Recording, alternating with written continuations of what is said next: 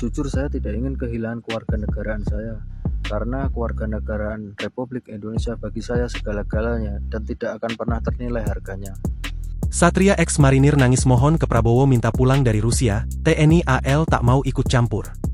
TNI Angkatan Laut enggan ikut campur soal ex-anggota marinir TNI AL, Satria Artakumbara, yang ingin pulang ke Indonesia setelah bergabung menjadi prajurit di Rusia.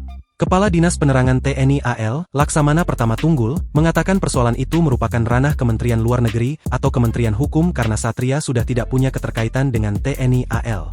Menurut saya pertanyaan ini akan lebih tepat ditanyakan kepada Kementerian Luar Negeri RI atau Kementerian Hukum RI terkait dengan status kewarganegaraan yang bersangkutan. Yang jelas saat ini sudah tidak ada lagi keterkaitan dengan TNI AL, kata Tunggul kepada Kompas.com, Senin, 21 Juli 2025.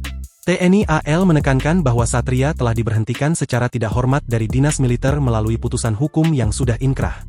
Satria Artakumbara dipecat karena dinyatakan bersalah atas tindak pidana desersi dalam waktu damai sejak 13 Juni 2022. Putusan tersebut dibacakan oleh Pengadilan Militer 208 Jakarta pada 6 April 2023 dan telah berkekuatan hukum tetap sejak 17 April 2023. Satria Artakumbara terbukti secara sah dan meyakinkan bersalah melakukan tindak pidana desersi dalam waktu damai terhitung mulai tanggal 13 Juni 2022 hingga saat ini, kata Tunggul.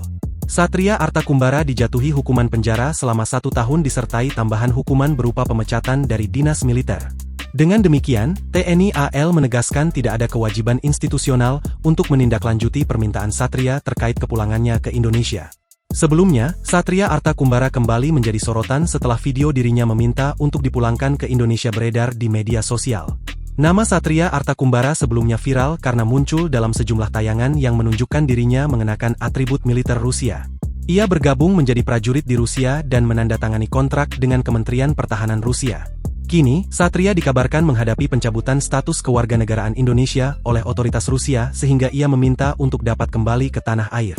Melalui akun TikToknya @zstorm689, Minggu, 20 Juli 2025, Satria menyampaikan pesan terbuka kepada Presiden Prabowo Subianto, Wakil Presiden Gibran Rakabuming Raka, dan Menteri Luar Negeri Sugiono.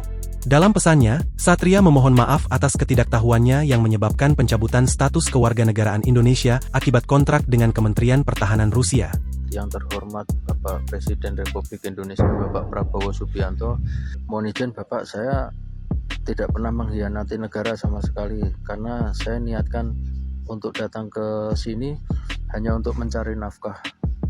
Download Tribun X sekarang, menghadirkan lokal menjadi Indonesia.